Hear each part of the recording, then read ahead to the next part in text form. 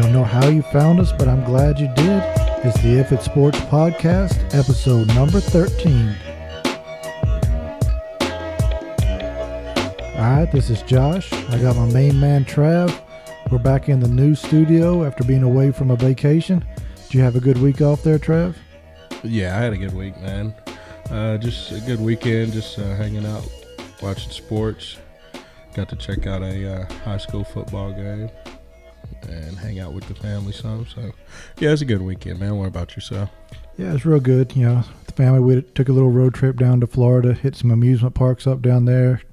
Went off to the beach for a couple days on some nice warm weather. Really able to enjoy the last little bit of that before winter rolls in.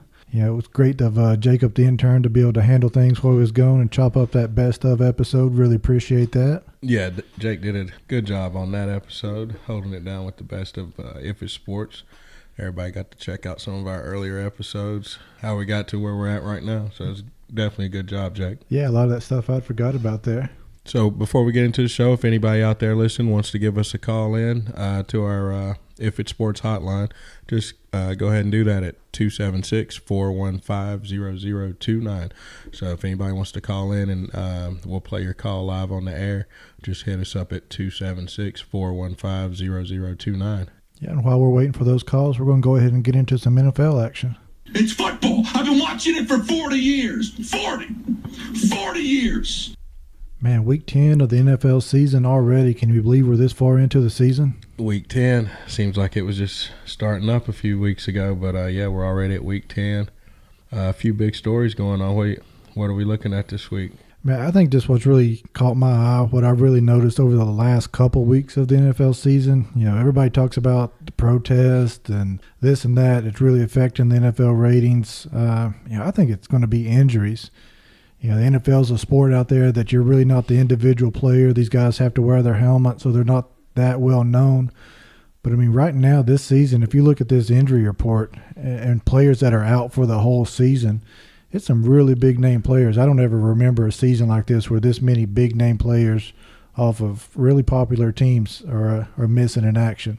A lot of big-name NFL players are out of action, Josh. Like you said, man, NFL football itself is known as a team sport. Not a lot of individuality involved, you know, where it is at times with some of the big names. But, yeah, just not this many big-name injuries. I mean, you're looking at Aaron Rodgers out, Andrew Luck, huge Odell losses. Beckham, J.J. Watt. So, I mean, we're looking at game changers here. I mean, you're looking at 3 starting QBs out if you include Deshaun Watson in that. A good shot for being Rookie of the Year, the way that he's been playing. Definitely. 2 big defensive game changers right there with J.J. Watt, Richard Sherman going down with the torn Achilles, being out for the season. Huge loss for both of those teams. Changes their defenses completely. Yeah, a lot of big-name players out. So, I mean, these are the players that people tune in on Sundays, you know, to watch. You got Green Bay Packers fans that are tuning in to watch Aaron Rodgers play, and they're getting to see Brett Hundley right now. Yeah, while I was on vacation there, we watched that game. It's a late evening game or late night game, and, you know, that was going to be a primetime game with Aaron Rodgers on, and it's Brett Hundley we've got. And that's, you know, it just wasn't a good game to watch. And, you know, the Packers clearly aren't the same type of team without Aaron Rodgers. I don't know if a team gets by with this little talent around him on offense. And, you know, Rodgers is making everybody look good. And you see the deficiencies that they have now when a player like Hundley comes in there. You know, he's just he's not Aaron Rodgers. He's just not making Aaron Rodgers type plays. He's letting the play clock run down Sunday and got it down to like 3 seconds and then called timeout when it was getting ready to be the, you know, end of the half. Yeah, I don't know. That's just not the best move. And then, you know, if you ask any young demographic out there who their favorite player is, you know, it's definitely probably Odell Beckham Jr. At least he's in the top 2 or 3 on everybody's list. And without him on the field, you know, that's a huge percentage of the market that's not able to watch their favorite player. It really hurts the Giants. I mean, the Giants, you know, they just don't have any passing offense, really much offense going on at all. And then you're looking at Andrew Luck being out for the Colts. I mean, this just changes the whole dynamic of their team. I mean, they're relying on Frank Gore, the old man in the backfield right now, to, you know, get wins for them and first downs. That's right. So, I mean, it's tough. I mean, it's something that the NFL is going to have to look at. You know, they've taken away a lot of the contact in the preseason games. Some people say not having that contact in the preseason games leads to some of these injuries, that their bodies just aren't quite ready for it. Some people were saying that these Thursday night games should go away. The Richard Sherman injury, is that avoided if he's playing on a Sunday and not on a short rest on a Thursday night game? Yeah, just the whole recovery time, like you're saying there with the Thursday night games, they're just not getting time to heal like their body needs. We talked about it in one of our earlier podcasts about the contact the players are not getting in the off season with the limited practices, due to the new collective bargaining agreements and whatnot. So these guys are just not getting to hit each other like they're used to. They're not getting padded practices that they need. I'm not sure if these guys are working out in the off season like some of the older players did, some of the old school greats did, But yeah, definitely something's going on when we're seeing this many injuries going on in the season. You have a few here and there that may be due to a questionable hit or something like that, or just something you can't avoid. Right. There's always going to be some injuries. But when you're having so many non-contact injuries like this, something's going on. Something's going on here. Definitely. Well, Trav, I was going to text you yesterday and be like, what's it like to have the only winless team in the NFL? It looked like the Browns had a big lead on the or not a big lead, but a lead on the Lions. Might be able to hold on for that. And then kind of got flipped there. The Browns ended up losing again. They're still winless. But your boys, the San Francisco 49ers, got their first win of the season there. Oh, yeah. We pulled one out finally. So we're no longer the 0-9ers. We're back to being the 49ers again. All right. Yeah, definitely a big win, Josh. We'd lost 5 games by less than 3 points. The guys were really starting to, feel these losses just piling up on their back. Shanahan talked after the game that, the guys come in on Monday, they're a little down, but by Wednesday they're acting like they, first game of the season. So they've always had the attitude. They've always kept the right attitude. They've always stayed engaged in what's going on, and it showed on Sunday. They were rewarded with that first victory of the year. Shanahan got his first victory as a head coach. So just all-around good ball game. That's right. Was it the trade that got this done? Did Jimmy G come in as the quarterback and save the day? No, this was still C.J. Beathard. So the rookie quarterback still in there? The rookie out of Iowa. So okay. Played a good game, 19 out of 25, 288 yards. Threw for 2 touchdowns, ran for a touchdown. 123 on his, passer rating. Just a great ball game. The line finally held up, gave him some time. And that's really all he's needed. He's a good quarterback. He's a solid quarterback. He was handpicked by Shanahan. Right. So there's definitely something there. Are we going to have a QB controversy going on with this? What are they going to do with Garoppolo? Is he going to be the starter? For right now, I think they're going to stick with Beathard. Okay. There's no rush. There's not a rush to get Garoppolo in the game. We're not on a playoff run right here. So okay. There's not a rush to get this guy in the game. So I think you got to reward CJ with his play, sticking in there, through the losses that he took, finally getting a win. So you got to reward the man. Go ahead and let him play again. So we got the bye this week. So he'll be off. We'll be off. Get some time to heal up. Get Garoppolo in the film room during the week off. Let him still get caught up on the game plan and the playbook, because he's still not quite there yet. It's a big playbook too, right? It's not like a simple offense to learn, or probably not the same that he was running up there in New England. Definitely not. So big playbook, a lot of different verbiage in this playbook than what he's used to up in New England. So like I said, there's no rush to get him in here. Let's let the young kid Beathard keep playing. He's doing well. Let's see where this goes. If he continues to play well, we could use him. Maybe Garoppolo. You don't know. There could be some more trade bait here. Okay. You never know what might come out of this. I'm leaving that in the hands of Shanahan and John Lynch there, because I'm putting my faith in them to make the right decisions with this. So. Right now, it's looking like we got 2 good quarterbacks. Okay. One we've seen on the field, one we haven't. But Garoppolo is a good quarterback. We've seen him a few games, while Brady was out. So we'll just have to wait and see how it plays out. Yeah, having 2 quarterbacks, that's a good problem to have. And there were some other players in that game that had good games. Yeah, Reuben Foster. he graded out really well in this game. He's, I think, combined for 24 tackles in the last 2 games. He's all over the field.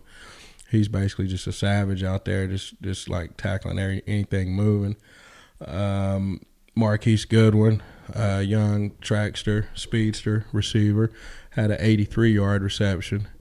He kind of went down on a knee when he caught that one in the end zone. Kind of, I'm thinking, he felt good about scoring, right. Felt good about winning. But come to find out later, him and his wife had lost a young child earlier that morning. Oh, man. So, yeah, that was tough. So, we, just another reason we had to go out and get that win for him and his family. So, yeah, that's got to be tough. But he came out and, played well.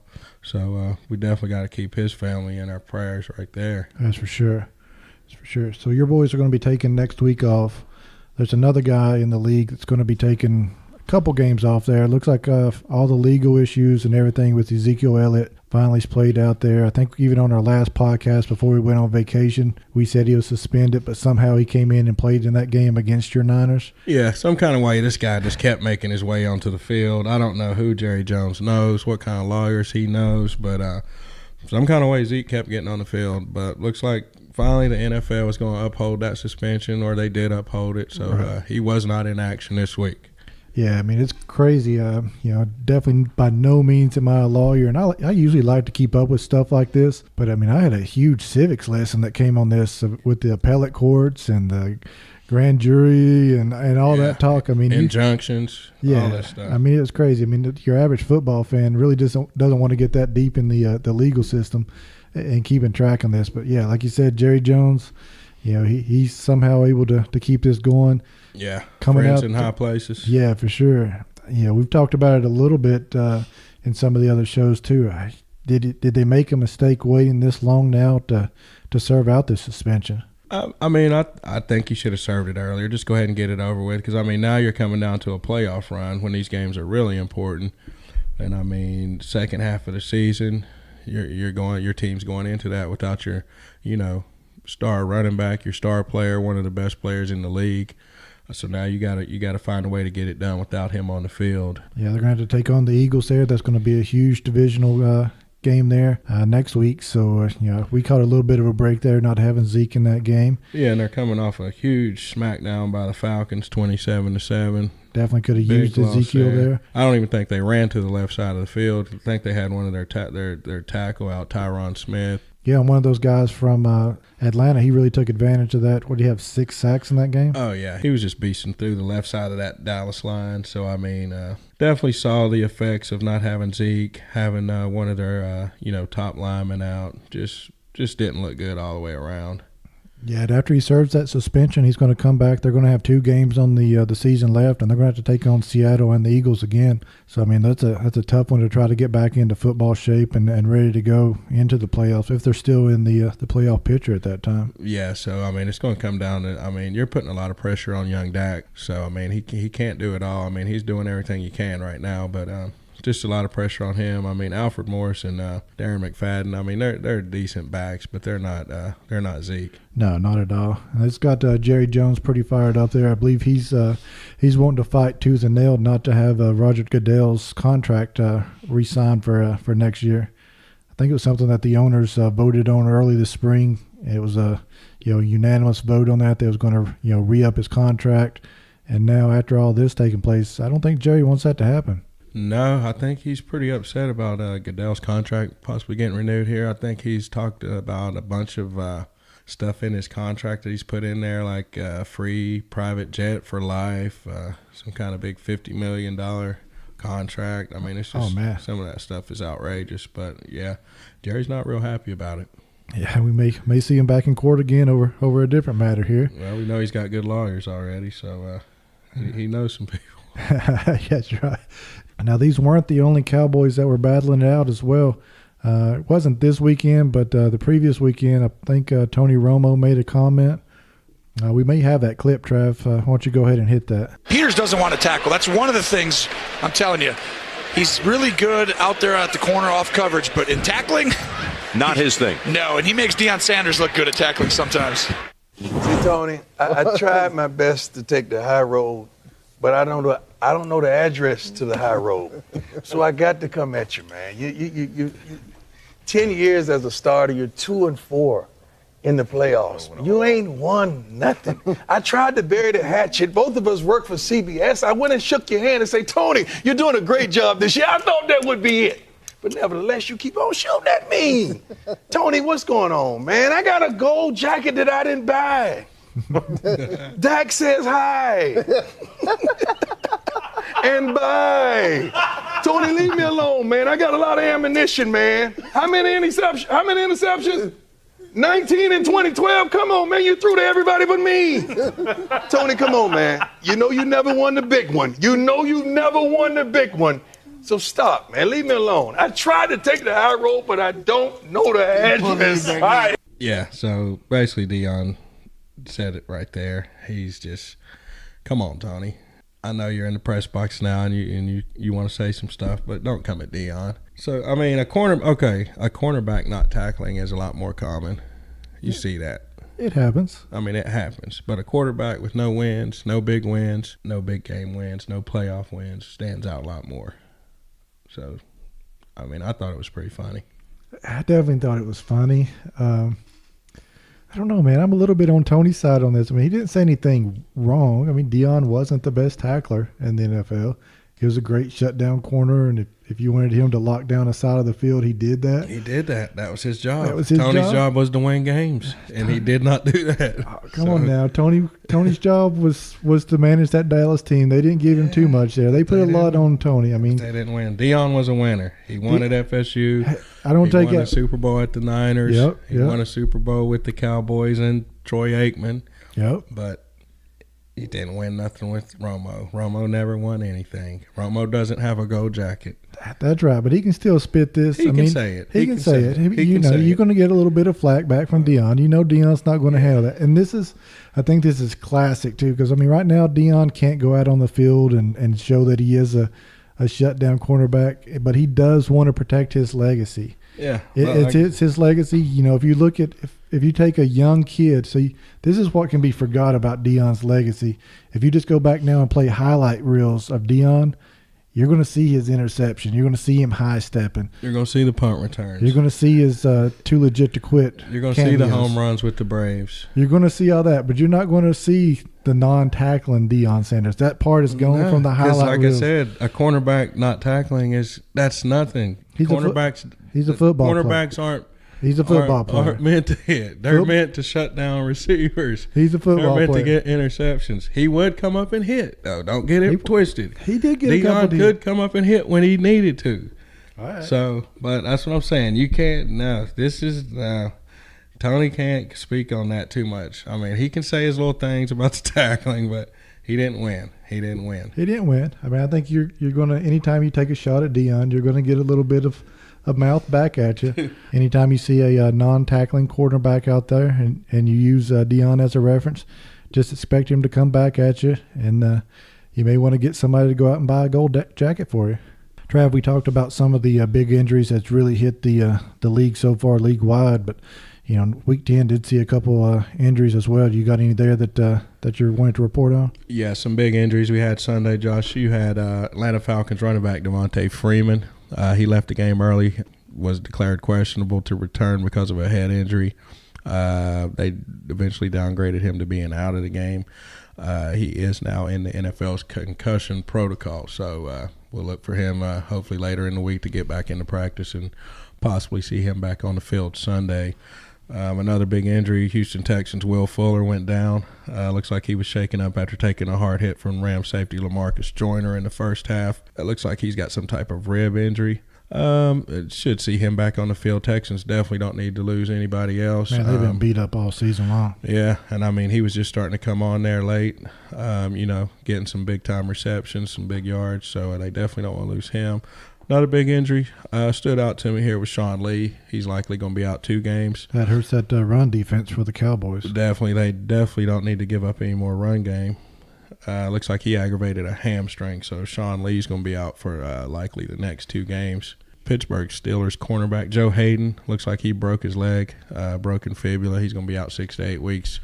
just going to need time to heal that broken bone and get back to running and cutting with that one. So, man, that was a big pickup this season for him, and that's going to hurt that defense. Yeah, so he's going to be out for a while. Hopefully they can get him back late in the season, maybe early playoffs. So definitely going to miss him.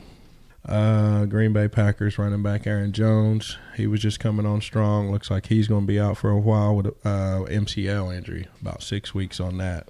Man, another team is getting beat up bad. Yep. So those were just some of the big injuries. A few other smaller ones. Pac-Man Adam Jones looks like he's going to be in the concussion protocol. A couple of quarterbacks I noticed on there on the injury list was Jacoby Brissett and Deshaun Kaiser. So looks like both of them should be back on the field next week. Man, you can go through that concussion protocol and just about field a winning team with some of the players that are in it right now. Yeah, and the way they're watching for these concussions nowadays, I mean, you take a little hit to the head, they're going to send you to the sideline nowadays. They're just really watching these concussions really big right now. Make the ground shake.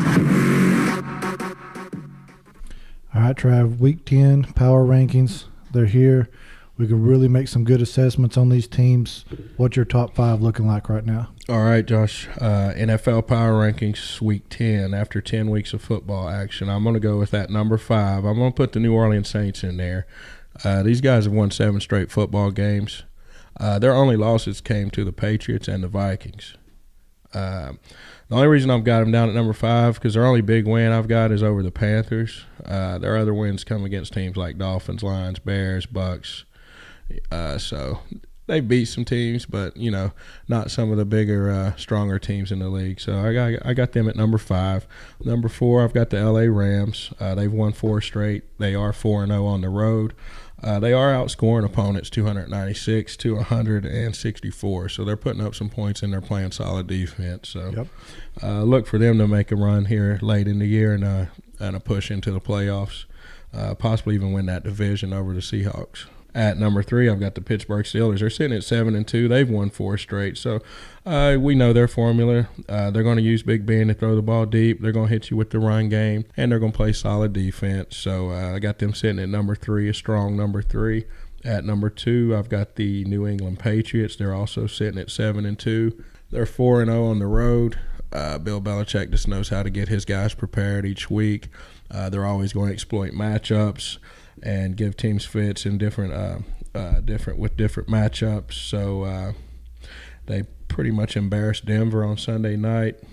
And if Brady's spreading the ball around like he's doing, hitting Gronk and all these other receivers, if they get just a little bit of run game, it's going to be a problem. So got them sitting at number 2. And at number 1, for I guess, the 3rd consecutive week? Yeah. Got your Philadelphia Eagles sitting there at the top spot at 8-1. They're 5-0 at home. And who their only loss come against? The Chiefs. So that's they're sitting pretty nice right now. So they're going to pretty much lock up that NFC East here. So Eagles sitting at number 1, even though I hate to say it. Sounds so good every time you say that, Trav. All right, Josh, so that's my top 5. Saints at 5, Rams 4, Steelers 3, Patriots, and Eagles. All right, what's your power ranking looking like this week?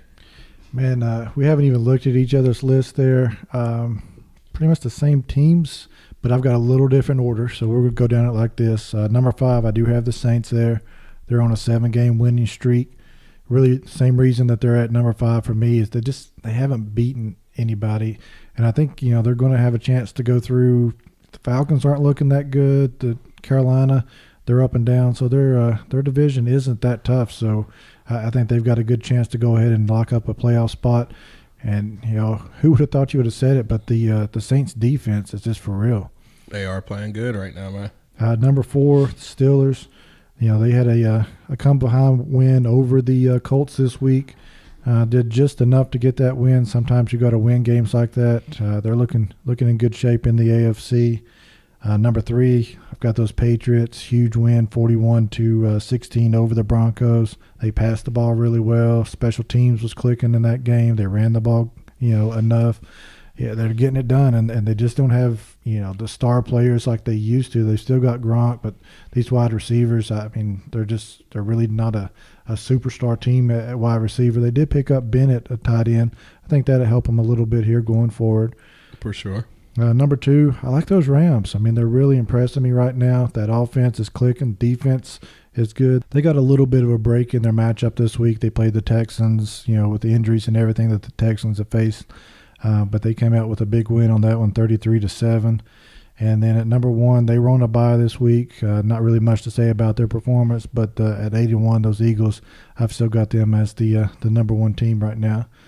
So my list, it goes Saints, Steelers, Patriots, Rams, and Eagles. Trav, do you have anybody that was just on the outside that may be knocking at the door? Yeah, on the outside looking in. I had Seattle right there on the outside looking in just because of the loss to Sherman. I think that's going to hurt them down the road. Their wins and losses when the Legion of Boom is not all together, when they've just got one of those players out, it's a pretty big difference. So right. I think that's going to be a factor for them down the stretch, the loss of him. I've got Carolina on the outside. Just they could have been at number 5, but just because the Saints did beat them in the head-to-head matchup, I had to put the Saints in there at number 5. Minnesota, just still not sure what kind of team we're dealing with Minnesota. I mean, even though they seem to get, quality wins here and there, and they are playing good football, still unsure about their quarterback position. Just not really sure what their identity is or who they are yet. So they're sitting on the outside. And then, of course, Kansas City. They have been up in my top 5 for the last few weeks, but with them having an off week and just not really, playing the best football the last few weeks, right. Just got them on the outside. Who do you got sitting on the outside looking in? Yeah, I've got 2 teams that I'm kind of watching there still. The Vikings, just got to see what's going to happen at quarterback. Case Keenum's doing enough to get these wins right now, but is Bradford really the guy they're going to go with? Teddy Bridgewater was reactivated there, so is he going to be coming in for the playoff run? We'll have to see how that plays out. And then another team I was just kind of watching there is the Titans. They're on a 4-game win streak right now. Their division isn't that tough. The Texans, they've had all these injuries happen. Jacksonville, they're slacking up a little bit here. So, the Titans may be able to keep on surging and pull away in that division. Yeah, Titans look like they're starting to really, play a little bit better. Now that they got Mariota back and they're starting to click a little bit. So, yeah, I could see them moving up in there. Yeah, we're about ready to see what the playoff picture is going to look like here. It's a good time of year. And now looking ahead to Week 11, any big games that you've got marked there? I'm definitely looking at that Thursday night game, Josh. Tennessee at Pittsburgh. So Tennessee coming off a 24-20 win against the Bengals, and then, of course, Pittsburgh with the late game heroics they had, kicking the field goal as time expired to win against the Colts. So definitely a big game there. Definitely going to be got some AFC playoff implications on the line right there. So could be some home field advantage involved with that win. So definitely a big matchup there on Thursday night. Yeah, it was a good way to start the week out. Rest of the week, there's not a lot of big matchups there. One that I have marked down there was the Rams versus Minnesota. That's a 1:00 game. The Rams are traveling up to Minnesota. We'll see, which one comes out on this one. 2 7-2 teams. So, good head-to-head battle on that one. Yeah, definitely a good matchup right there. You got the Rams playing great football. Minnesota, we talked a little bit about earlier, just trying to really find that identity. We know they're playing good, solid defense. Just really trying to see who they are on offense right now. But the Rams, they're going to hit you on defense too. So this could be a low-scoring game right here. No. Rams put up points. Mm-hmm. Rams do score points. So we'll see what that Minnesota defense is made of right here. So. That's right. So other than that, you got to make sure you're in front of a TV at 8:30 when the Philadelphia Eagles take on the Dallas Cowboys. It's a big NFC East matchup between these. Let's go ahead and lock that one up for the Eagles. So I hope to see that happen. Yeah, it's a big game right there. Even though Zeke won't be in there eating on that game, Philly at Dallas, still going to be a big game. So look for that to be a close one. And then the Monday night matchup, Atlanta at Seattle. We'll really see what Atlanta's made of right here, having to go on the road to Seattle everybody knows that's a hostile environment, a hard place to go get a win at. So, can they take advantage of that injury to Sherman and really get their passing game rolling? This might be the game that it happens, but that's still a tough place to go play against the 12th man. Definitely Julio Jones got to really get loose in that game without Sherman being on the field. So, definitely going to be a good one to watch. And all you fantasy owners out there, the Colts, Jets, 49ers, and Panthers are all on a bye next week.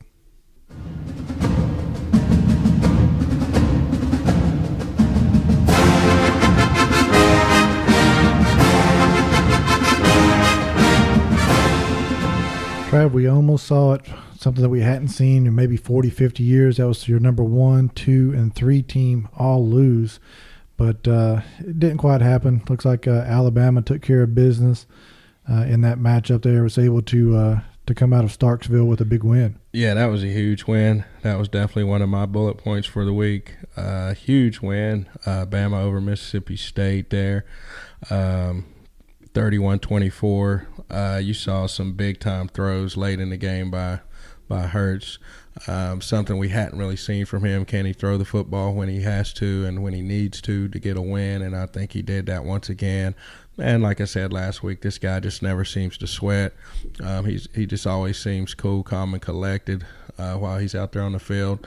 I think they even showed a few shots of his dad up in the stands, and he was pretty much the same way, just cool, calm, and collected while he was watching his son out there performing. His dad's a big old dude. Yeah, so you can see where he gets it from. So definitely a huge win. Just came down to that last drive. I mean, he made that last drive look like it was a drive right before the half. Yeah, I think Calvin Ridley really helped him out a lot. I mean, he had 5 receptions, but he had 171 yards on the game. He was just getting open for big plays quite a bit. Yeah, running after the catch. So, making some big plays there. I still think there's a little bit of a question on Hurts about his passing game. He only had 18 attempts in this game. For the season, the most he's had in any game has been 24. So, I mean, there's going to be one of these games coming up, whether it's Auburn or Georgia or maybe one of the playoff games, where he's going to have to pass for 30 times a game. And is he going to be an effective passer when he has to do that? The LSU game, the one that he did throw for 24 times, his completion percentage was only like 45% or something in that one. So if you get him passing a lot, I don't think that's when he's at his strongest. He's the strongest when he's able to run, get outside the pocket, extend the plays, that type of stuff. And I don't know. I still think there's going to be one of these games where it might come back and bite them. But they won. They're still undefeated. We'll just have to wait and see. I mean, like I said, the guy just seems cool, calm, and collected to me out there, and I don't think he gets rattled. So just going to have to see. I think he can do it. I think he can throw it when it comes down to it, from what I've seen out of him. Now you can't say the same for Georgia. It looks like they got a little bit rattled when they faced Auburn. This Auburn team was rolling. They were the 10th ranked team at the time. Georgia was number 1. They went down there. The running back, Kieran Johnson, he had 167 yards rushing, 66 yards receiving, a TD, just a huge game. Quarterback for Auburn was really sharp, had 3 TDs through the air. It's a big win for Auburn. You got to give credit to that Auburn defense, Josh. I mean, they pretty much shut down Nick Chubb and the Georgia quarterback from. I mean, these guys have been performing all year, and it's like they just ran up against a brick wall this week. They just couldn't get anything going. Yeah, they really messed up the playoff picture for the SEC. If Georgia could have stayed undefeated, facing Alabama, an undefeated team in the SEC championship, you still may have been able to get 2 SEC teams into the playoff. I think it's an extremely long shot now for that to happen.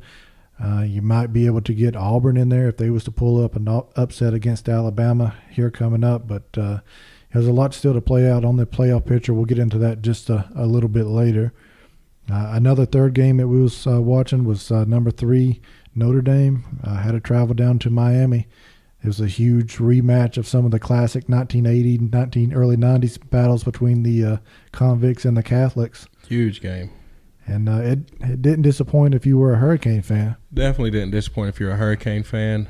But, I mean, the hype that surrounded this whole game and the atmosphere down in Miami just didn't really live up to it with the score, with that 41-8 just dismantling of Miami against Notre Dame.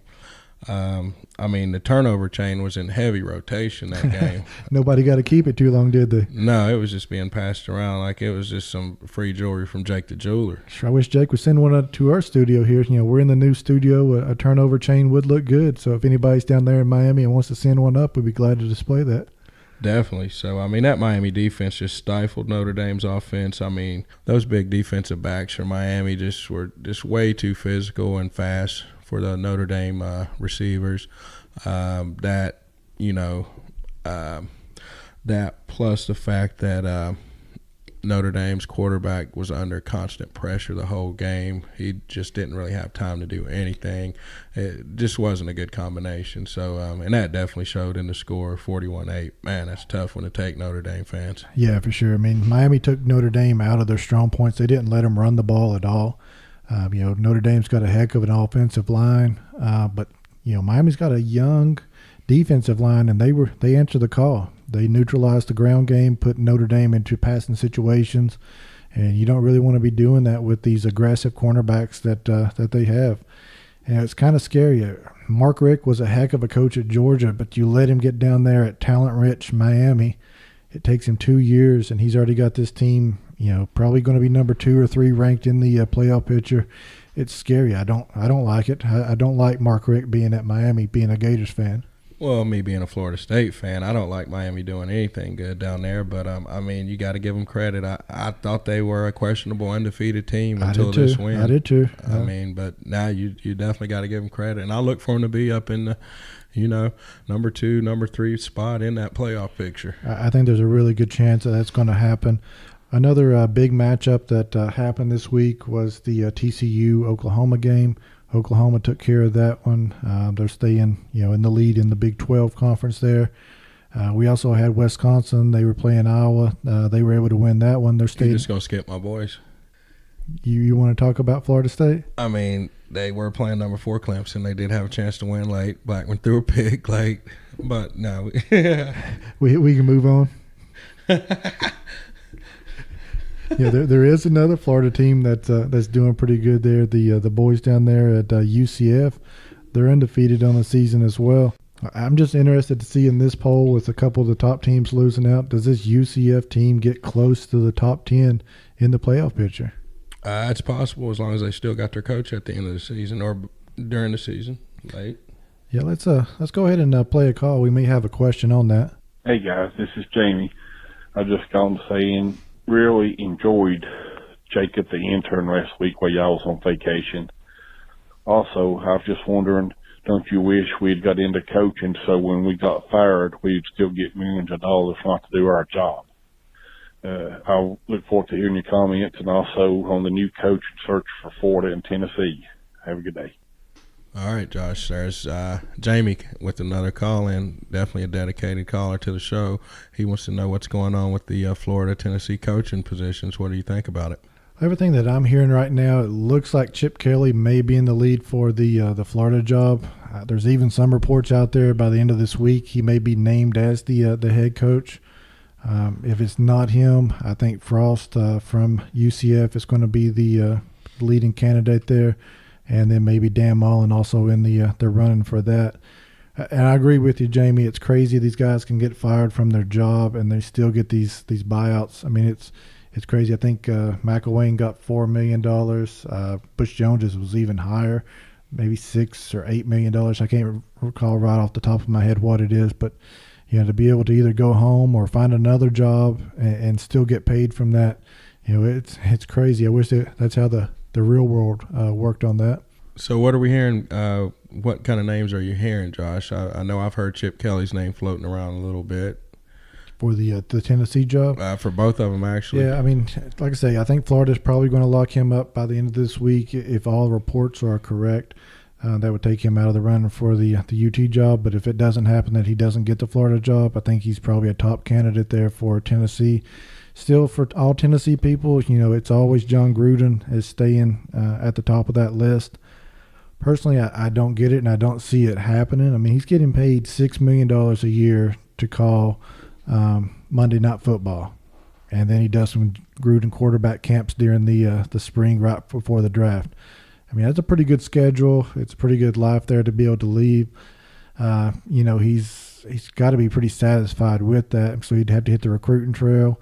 He doesn't have all the connections and everything like that. So I just don't see Gruden being the top candidate for that. Probably Scott Frost. I think he would probably be a top candidate. I also hear that Dan Mullen's name may be in the running for that, and there's also some of the assistant coaches from Saban. Everybody likes to go pick Saban's stable when a top position comes open on that. So we'll have to see how that plays out. Dan Mullen, I don't see him leaving Starkville to go to Knoxville on that one. I think that's maybe a lateral move as far as talent that you're able to recruit. I do think he'd be able to get paid more than he is at Mississippi State. So if he does make that move, I think it's more for the money than it is for anything else. So definitely, Jamie, thank you for your call there, and we hope to hear back from you next week. And Trav, how about from week 11? Do you have any helmet stickers you want to give out? Yeah, Josh, looking at my helmet stickers here, I got a couple I want to give out. Well, I've actually got about 12 helmet stickers I want to give out. My first one I want to give out to Jalen Hurts. Oh, I was guessing Saquon Barkley. I'm sorry. No, I'm not going to give one to Saquon this week, even though he still is my favorite to win the Heisman. I'm going to give mine to Jalen Hurts. Like I said, I just think he's playing really good right now. He's leading this Alabama team on another drive for another championship. And, I mean, Nick Saban's he's wanting to hold that trophy up again. I think Hurts is going to help him do that the way they're playing right now. Okay. And like I said, I had 11 more stickers to give out. So I'm going to go ahead and give my 11 more stickers out to the entire Miami defense. The way they just came and punched Notre Dame in the mouth early. Right. And just pretty much dominated that entire football game. Notre Dame they were basically on their back looking up at the sky all night, looking at that Miami skyline. They're well deserving on that one. They answered the call. They did what they needed to do. They just shut that Notre Dame offense down completely. They did. They really did. I mean, I feel bad for Notre Dame because I really think they're a better ball club than what they showed. But, I mean, I think it was just that atmosphere, that nostalgia that you get from being down in Miami and just everything that comes along with that Miami aura down there. So, I mean, even though I hate to say it, I'm a Florida State guy, but got to give my helmet stickers, 11 of them, to that Miami defense. I agree. I hate to see it, but there's a lot of swagger back in Miami right now. Swagger's back in Miami. All right, Josh, let's see who you got for your helmet stickers week 11, man. I'm going to stay on one team there. I'm going to give one of my helmet stickers to Baker Mayfield. He had a huge game there, 333 yards passing, 3 touchdowns. Okay. It was a big win for them in the Big 12, staying at the top of it. And then I got to give it to his running back in that game as well, Rodney Anderson. He had 151 yards rushing, 2 TDs on the ground. And then through the air, he had 139 yards receiving and 2 more touchdowns.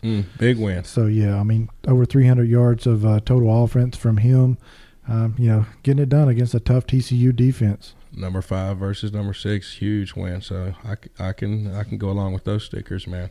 Like we said earlier in the NFL, not a lot of big games coming up, just a few. It's looking like the same thing here for college this week.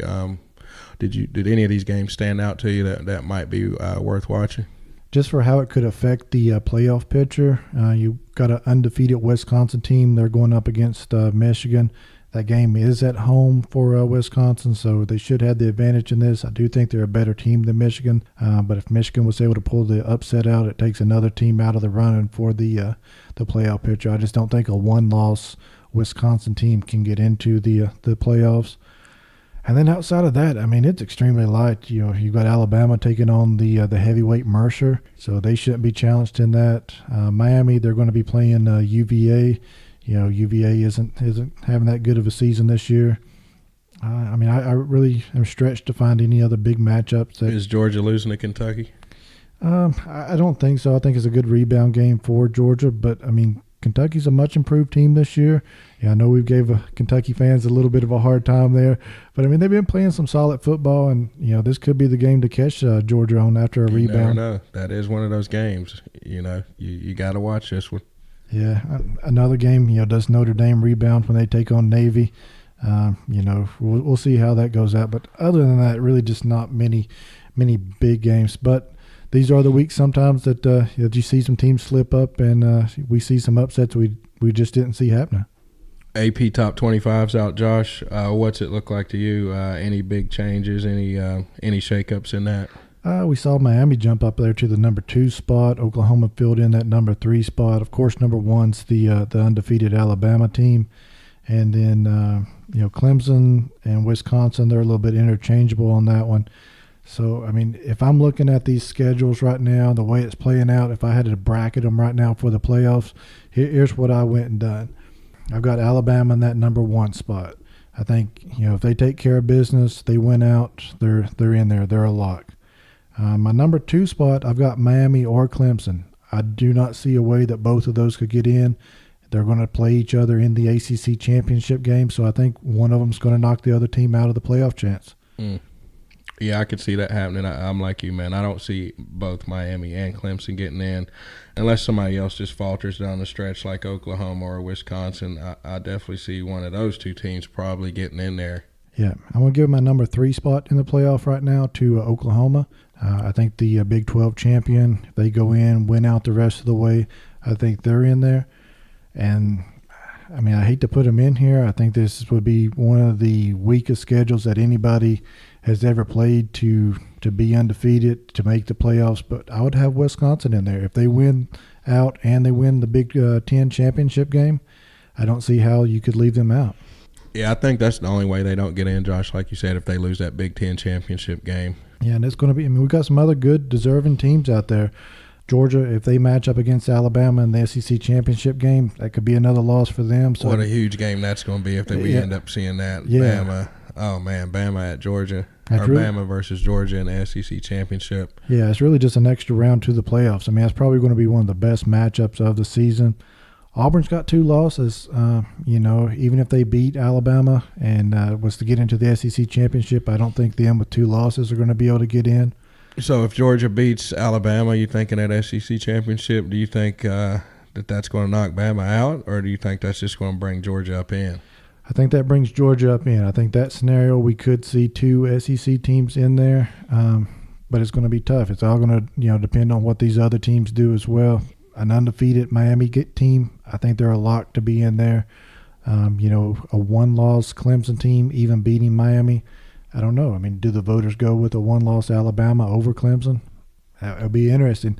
So, I mean, this could be a lot of tough decisions. We really got about 6 teams, maybe 7 teams that could deserve to be in the playoffs. Right, and what you have to remember with this playoff stuff, the way they do this, they can't look at the records. It's got to be the best 4 teams. You can't go strictly off record here. You got to go with putting the best 4 teams in there.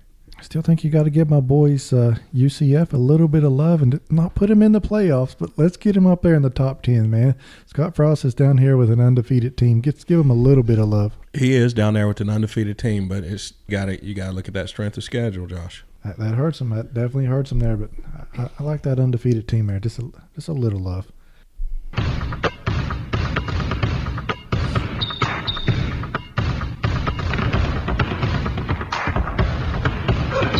All right, Josh, switching over to the NBA. A couple of teams have been in the news early. Some big teams that we thought were going to get off to fast starts. A few of those teams are getting off to slow starts. First of those being Cleveland. They're just looking a little old out here right now. What do you think? Yeah, I mean, their record's not looking too good right now. They're 6-7 in the league. You say Dwayne Wade, he really just hasn't meshed in with the team. Started out starting. He's gone back to 6-man, 7th-man role on that one. They're really missing a playmaker point guard for him. Kyrie being gone and, Isaiah Thomas injured right now. That's really the player that they're missing out there on the floor. Yeah, definitely. I mean, LeBron's being forced into that point guard role once again. I mean, which he can do it. It's it's nothing he hadn't done before, but you do miss a Kyrie Irving on that team, and like you said, with Isaiah Thomas being out, it's just making it a little harder on them. I mean, you do have to understand they're bringing in 8 new players, 8 new faces, so it's just going to take them a little longer, I believe, to mesh together and, start to gel. But I believe, by midseason, going into, when it really counts, I think you'll see, Cleveland playing strong basketball. Yeah, one team that is meshing well, I hit the panic button on him after game one when Gordon Hayward got injured. You heard me backing off my statement that they're going to be in the NBA Finals. Well, that doesn't look like it's going to be the case. Right now they're 12-2 in the Eastern Conference, and right now the last couple of games their big stars have been out. Gordon Hayward, he's probably gone for most of the regular season, if we even get to see him at all this year. Kyrie, he got hit in the face. He's going to be wearing a mask again, but he's had to miss a couple games. And Al Horford, he's been in the concussion protocol and still able to pull off 12 consecutive victories. Yeah, so the Celtics, you're just seeing, I think, the youthful enthusiasm out of Kyrie, just feeling, he's out there on his own now. He's kind of running this team. So, I mean, just kind of polar opposite of what you're seeing in Cleveland. So I feel like, Celtics are doing what they should be doing right now, just coming out, learning to play with each other, spreading the ball around without some of their best players on the floor, getting to know each other, and that's what's happening out there right now. Yeah, and I think you got to give a lot of credit to Brad Stevens for keeping this team together. He's just a heck of a coach. In my book, I've really enjoyed watching him even when he was back at Butler. Yeah. This guy knows his X's and O's, but he also knows how to deal with players. He's a player's coach, but also, a savant when it comes to getting down there with the X and O's, and it's really showing. Exactly. Like I said, yeah, he's just letting his guys go out and play, just letting them learn each other, letting them find their own roles on the team, and I think that's what you're seeing. So I think Tyronn Lue over in Cleveland, he's just having a little bit harder time, getting these guys to play together. So a little bit more ego on that Cleveland team. Is Tyronn Lue really the coach on that one, or is that LeBron the coach and Tyronn's the assistant coach? Yeah, Tyronn is more like the assistant. He may be a player coach pretty soon if they don't get some point guard play out of LeBron, So I hear you. Another team that's off to a slow start. They made some moves in the offseason, but the Thunder, they're checking in there at 6-7 right now as well. Yeah, and that's another team, some new faces with Paul George coming over to play with Westbrook as well as Carmelo Anthony. So these guys are still learning, how to play together. And like we spoke on one of our first NBA segments with Westbrook being, kind of wanting to control the ball a lot. Carmelo likes to have the ball a lot. So, they're just still trying to figure everything out. But I think they're going to be right there with your San Antonio and, some of your other stronger teams on the West Coast. I agree with you. They just really haven't all three put a good game together. I saw Paul George had a good game the other day, but the other two just really weren't at the same level, and vice versa. There's been some games that Melo's went off. Yeah, I think it is maybe a little bit interesting for Knicks fans. The Knicks are 7-5 right now, so they've got a better record than the Thunder, and I don't think they're letting Melo live that down. Now, one guy in the Western Conference has been on fire here lately. He's got his Rockets atop the Western Conference. That's James Harden. He went off for 50 points the other day in a triple-double game. He had a 35-point game, a 36-point game to follow those up. He's putting together an MVP-type performance here early on in the season. Any other individual performances that's caught your eye so far? Yeah, one I do want to mention is my man Lonzo Ball out in L.A. I think he scored his first triple-double. I think he actually was the youngest player to get a triple-double. I think he outdid LeBron on that one at 20 years and 15 days. I think LeBron was 20 years and 20 days. Yeah, 5 days on that one. So Lonzo getting his first triple-double, even though some other stuff going on in it. Well, we'll wait and get to that. Yeah, there is another rookie that's in the league, Dennis Smith Jr. down in Dallas. He's a little bit younger than Lonzo Ball is. He had a 25 8-8 game the other day. And I think he's got about 26 or 28 days that he could become the youngest guy to ever get the triple-double. So we'll see if he's able to pull that off. Okay. We had some former NBA players. They kind of got into it over in China. Did you see that clip of Stefan and old Jimmer Fredette? Jimmer, yeah, I did see. It looked like they got into a little scuffle battling out over in China. So I guess those games get pretty competitive over there. Yeah, I think Jimmer's come over and put up 3 or 4 games up in the 50s. Elnett and maybe Marbury didn't like him taking some of his shine. Marbury's maybe a 2 or 3 time MVP over there in the China League. Oh, yeah. Marbury's won, some championships over there. He's like the man over in China right now. So reinvented himself over there. Yeah. that wasn't quite the only action that took place over in China involving basketball. Maybe this next segment we'll get a little bit deeper into that. Dummy. You big dummy. You big dummy. You big dummy. You big cold-blooded dummy. You big dummy. See what you did? Oh, no, you big dummy. Oh, no, you big dummy. All right, Josh. So as you have probably heard, we did have an incident over in China with involving some of the UCLA basketball players. One of those players being Lonzo Ball's younger brother, LiAngelo Ball. Seems that LiAngelo Ball, as well as two other of his UCLA teammates, were caught shoplifting over in a store over in China. So that's definitely not a smart move. Yeah, not a smart move, especially when the guys with you are 6'8" and 6'10". It's hard to not stand out there. Yeah, so it's kind of hard to shoplift when you're that tall. Not saying that you got to be short to shoplift, but had a little disadvantage there, huh? Yeah, it's a little tough. Yeah, not a smart move by LiAngelo. So I guess they're still locked up over there. Yeah, UCLA already flew back the rest of the team, but those three guys are locked up in another hotel. I think even Trump had to mention this with the president when they met there, hoping to maybe expedite the process. But I don't know. I've even seen some reports coming out that it could be 3 to 5 years. Yeah, what was that I saw earlier there? Yeah, like they're facing 3 to 6 years. So I guess, China doesn't play with the shoplifting over there. But, I mean, come on, LiAngelo. Your younger brother's driving what's he driving? A Ferrari, Lambo. Yeah. Your other brother's in the NBA. Come on, man. Just get one of them to hook you up with some Louis V sunglasses, bro. Come on, man. We got to hit you with it. You big dummy. All right, Josh, and our second big dummy of the week has got to go to Josh Beckett. Josh Beckett is a former Red Sox pitcher. He was arrested early Saturday after he leaped at and tackled a country music singer in a band at a country music festival on open mic night. So Beckett, 37, was arrested for public intoxication, and a police officer said he was a danger to himself and others.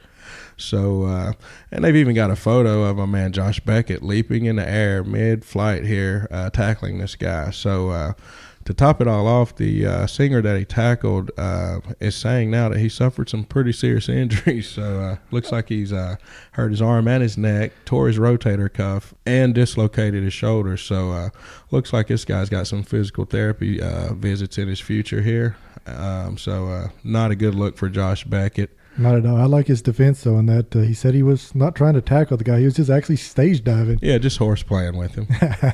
So that's some serious horse playing when you're tearing a dude's rotator cuff. So we got to hit Josh with it. You big dummy. Before we get out of here, there is one correction that I want to make. I know in show 12, I kept calling UCF UFC. I do know there is a little bit of difference between the mixed martial arts and the University of Central Florida, but I got those mixed up quite a few times there in episode 12. So maybe hit me with a You big dummy. All right, it's good to be back with y'all. Definitely try to keep up with us on our Instagram page, our Facebook page. We've got some new merch, so check that out. So we probably going to have some contests coming up soon, some free giveaways on some hats and whatnot. So stay tuned for that. Guess that about wraps up another episode. Josh, anything else you got, man? That's it, Trav. Let's go ahead and get on out of here. Thanks for listening, and if you enjoyed the show, please help us out with a subscribe on your favorite platform. To find all listening services and social media accounts, check out our website, ifitsports.com. Select the Listen to Podcast link from the top menu. The If It Sports hotline is open 24/7. Just leave us a voicemail with your contact information at 276-415-0029. We'll be sure to get back with you on information how you can be a guest on our show. And remember, if it's sports, we're talking about it.